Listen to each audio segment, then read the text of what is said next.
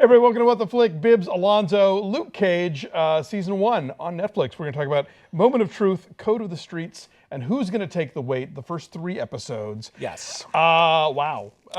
Really good show. Yeah. Now, and it's weird. I posted on Facebook that I was watching these, and people were like, it starts kind of slow. It doesn't get good till the 4th episode. I'm like, what are you talking about? I mean, maybe it gets better. Like, we haven't, I normally, I binge these and before we do all the reviews, but this time I didn't have the opportunity, so I just saw the first 3. Maybe it does get spectacularly better, and that'll be awesome, but it's already good. This is really, really strong work. We have a wonderful sense of community. We have a fantastic supporting cast of characters, all of whom are beautifully realized, have interesting points of view.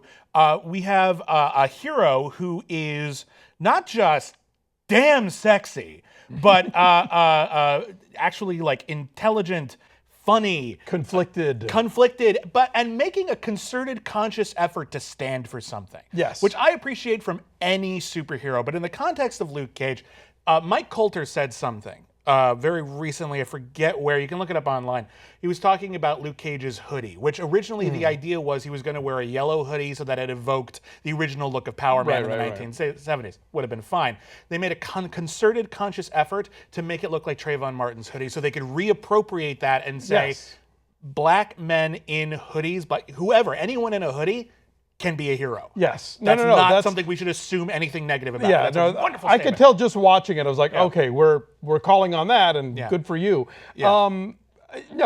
First of all, when are we? We're now. No, because this show is set, I'm thinking it's after season 1 of Daredevil, because there's that mention of Fisk. But that's before Jessica Jones. No, it's after Jessica Jones. Because the pilot, he talks about how his rebound girl put a shotgun to his head. Okay. And that was the end of Jessica Jones. So this is after Jessica Jones. Okay, so this is after having owned a bar. He's now sweeping up a barbershop and working didn't the bar blow up? Yeah, but so he's in a weird place right now. He's figuring his shit out. It seemed somehow in the dialogue, I thought like him getting out of jail had happened more recently, and so I thought maybe this was all happening pre-Jessica Jones. It's a fair point. Everyone around him is way more ingratiated with that part of his life. There are people from his past, people from his wife's past. Yeah. And they're actively talking about that as an issue. And Jessica Jones, that was kind of a backstory kind of deal, because it was Jessica Jones' story at that point. Well, yeah, and I knew that, I mean, obviously the death of Reva, I knew at least meant that was after Jessica had killed her under Killraven's command, but... Kilgrave, sorry. Killraven was a futuristic superhero. Oh, right, yes, sorry, my bad. But yeah, so we kind of goofed on Daredevil about how Hell's Kitchen was such a vague concept on that show. Yeah. In terms of like what the neighborhood is now and where it is and how large it is. Like the notion of Hell's Kitchen seemed amorphous at best. At most, it was evoking a specific era of Hell's Kitchen, which isn't technically the way it is today. Exactly. But whatever, yeah. But Harlem, as presented in this show, even if you divorce it from what's maybe actually happening there now, because I mean, all of New York is being gentrified like crazy, and developers are swooping in, which is something of a plot point here. I mean, I haven't spent any meaningful amount of time in New York in years, so I'm not the one to talk about. But there's a sense of place. I'm not going to trot out it feels like a character, but there is a sense of place of Harlem and what it is and why the plot is so directly about it. And it's so much about the history of Harlem too. Alfred Woodard's character, Black Mariah. Don't call her that. I know everyone in all these superhero movies are obsessed with their nicknames and or not having them. Yes, it's the only way you can get them to plausibly have a superhero or supervillain name is if it's a nickname they do or do not like. Right, that's the only thing. Whatever. And I am waiting for Mr. Fish, by the way, to become Mr. Fish. You know that famous Luke Cage Power Man cover, Nobody Laughs at Mr. Fish, and it's a guy who looks like a fucking fish, and there's a Mr. Fish on this show, and I'm like, all right, this is Anton Chekhov's Mr. Fish. You're giving me a Mr. Fish in episode 1. Mr. Fish has to go on. There had better be a fish thing later in the show. It's a famous cover. Look it up. I actually don't know that one. So you've trumped me on that one. It's a doozy. But in any case, she's talking about the history of Harlem and all the great people who came out of Harlem. Yes. And this isn't specific to Harlem, but they do talk about, I love how well-read Luke Cage is. When was the last time you saw a well-read hero in any movie my or God, TV no. show? When the season, episode 2 begins with a conversation about fucking novelists. I'm like, when on Debating the merits of Kenyatta. What the hell? Yeah. When was the last time anyone even talked about Kenyatta? That's fantastic. Yeah, I mean, did anybody on TV talks about books since Gilmore Girls went off the air is no, kind of stunning. Lost used to constantly reference Stephen King in a sort of a general, uninteresting way. Let's not count Stephen King, but I'll give you that one. But and I mentioned on Twitter, and somebody posted the picture of like Jonathan Franzen and somebody else on The Simpsons. Yeah. But for the most part, literacy is not particularly well regarded on television. So to have like a 5-minute conversation about Chester Himes and Richard Price is like, what? I came out of that scene, like, that was great product placement. Like, I haven't read that particular Walter Mosley book, and now I want to track that one down. Hell yeah. Just because I want to read what Luke Cage is reading. He's such a captivating presence. I really want to talk about Simone Mizik, who plays Misty Knight. Yes. First off, Misty Knight is one of my favorite Marvel comic book characters. She's just a badass in a variety of ways, and they have done such a great job of making her an interesting, exciting character. Yes. Smart, sexually confident, a woman as opposed to a girl. Like, they make that a point, which is nice. A jock. Like, really just not anything we usually get in cinema or TV. Or at least not with enough regularity, that's for goddamn sure. So she's fantastic. And then there's Frank Whaley, who might as well have "I Will Be Corrupt" slapped on his back from scene one. When that got revealed, I'm like, oh, I was like, why else is there a recognizable actor in a seemingly secondary role? Of course he's a bad guy. Well, and honestly, like, I've seen enough blaxploitation films. The white cop's probably going to be corrupt. Well, there was that too, but but just in general, like the fact that they didn't just hire some regular up and coming actor to be the sidekick wisecracky cop. It's like, oh wait, that's Frank Whaley. I know that face. That means that's gonna go off later. And Mahershala Ali. So great. Is having a fantastic year. Seriously, he's gonna. If he's not nominated for an Oscar for Moonlight. Well, I guess we know the system is broken, but it's as broken as it. I have not seen Moonlight yet, which I'm dying to. But I mean, he's incredible. He's coming off this amazing run on House of Cards. Yeah, which I haven't seen. I did not see Free State of Jones. I heard he's pretty good in that. But no, he's such a commanding actor. Although I always think of him as being a very tall actor until you put him next to Mike Colter. It's like, you're not that tall. Well, how tall is Mike Colter? Is Mike Colter just that tall, or I don't know. I'm not. All the perspective is off here because then you put him next to other characters. It's like, so he's Mahershala Ali's much taller. The one problem I have is buying the notion that Mahershala Ali and Frankie Faison are supposed to be the same age. Are they? I thought maybe he was. Yeah, that's weird. They ran together as teenagers. I'm like, wait a minute. They ran together. Maybe like Frankie Faison was supposed to be older in that sequence than he looked. He's not like 20 years older, which I mean, in that Polaroid, they're about the same age. I'm like, maybe it was supposed to be his dad? No. Okay, he was Cottonmouth, All right, that's but whatever, that we'll let that go. It's not a big deal. Frankie Faison hasn't had a role this meaty, and I can't even remember. Well, he was really good on. Did I miss something? Yes, on Banshee. Oh, I didn't see Banshee. He was really good on Banshee. Oh, that's great. I've always loved him. Yes. He brought so much. He's one of those actors who will bring so much to a tiny role. Yeah, well, I mean, he's got 2 episodes here to create a character who matters to everyone on the show. Are you? Is it just me, or are you expecting like Luke Cage to open up the swear jar and find like an infinity stone or something like really important? Like, your lying words or swear jar. There's got to be more to it than that. There's got to be something in there, right? I think that's just going to be. I think it is the metaphorical swear jar. I think it's there to remind us of Pop, even though Frankie Faison's been killed. Like that every time he touches it or that we look at it, it's a reminder of everything that Pop represented to the neighborhood, to Harlem, to Pop's own rehabilitation and redemption of his own life, having gone from this criminal to this sort of pillar of the community. So no, I mean, God, it's not a fucking infinity stone. I don't think it's literally an infinity stone. Maybe there's a will in there. I don't know. Something. Sure, no, that's certainly possible. But I think no, it's just meant to be there. Because I feel like the reason why we're still worrying about Pops as a location. I'm gonna steal some money just so we can buy Pops. Right. This has got to be the location of Heroes for Hire / the Defenders, right?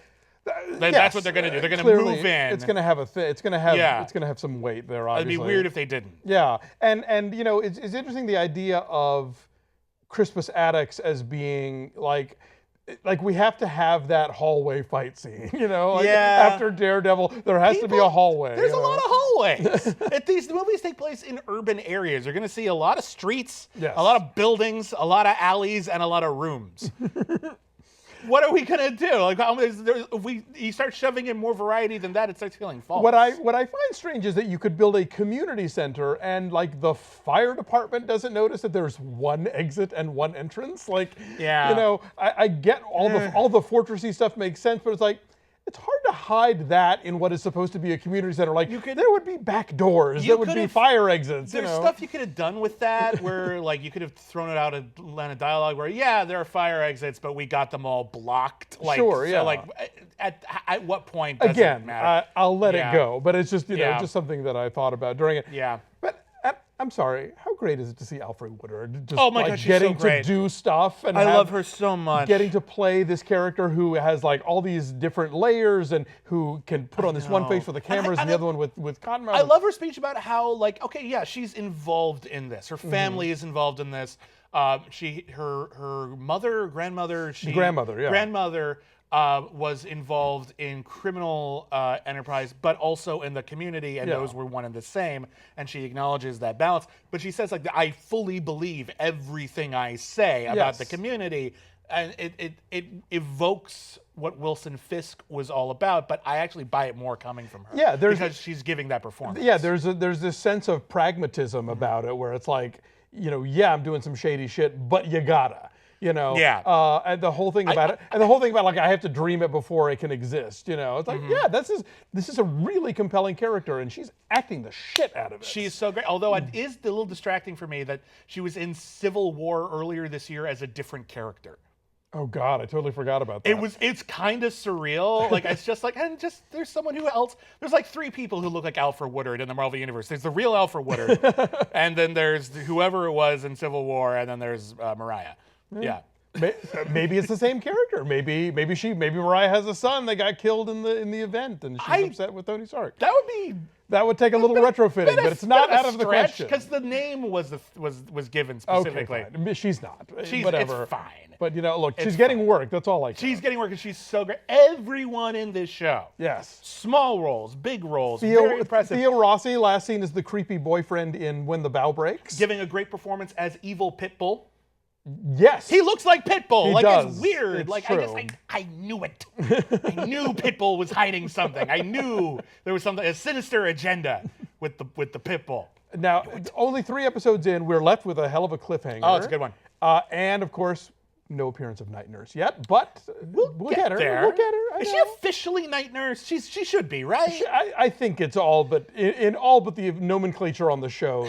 Just call her Night Nurse. Who else is she going to be? Come on. Just call her Night Nurse. It's great. I miss her. I'm looking forward to seeing her again. Yeah.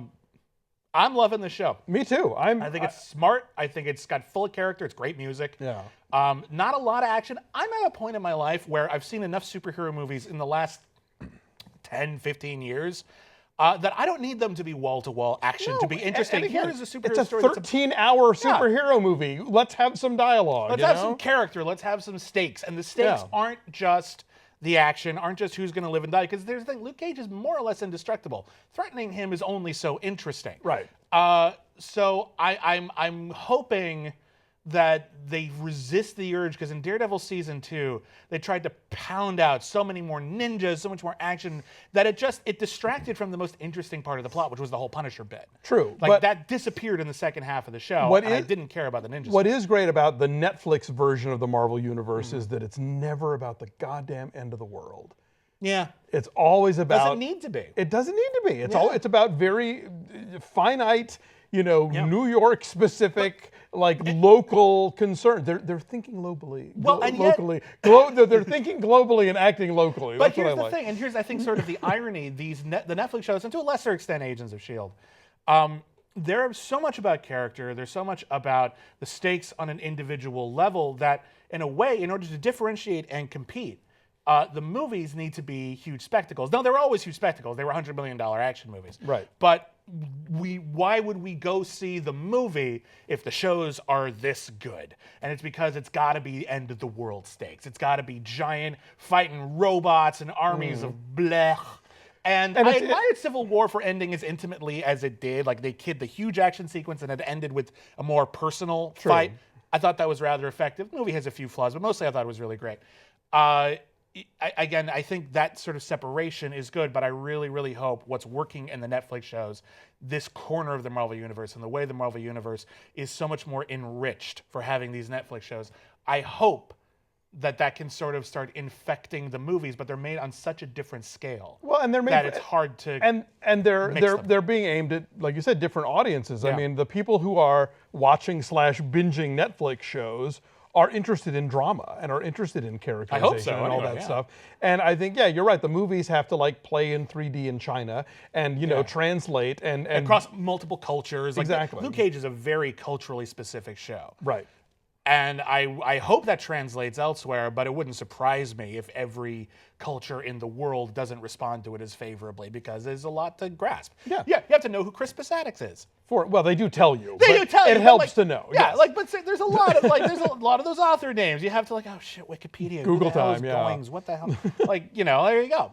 But yeah, it's fascinating. It's specific. It's brilliantly acted. I'm loving every bit of it so far, and I can't wait to see more. Yeah, no, I'm with you. And I realize the irony is I don't have to wait, but we are. I know. We'll be back later this week. Only for you. We're watching this in 3-episode drips, because I too would be binging this thing at this point because it's so good. Yeah. All right, thanks for joining us. We'll be back soon.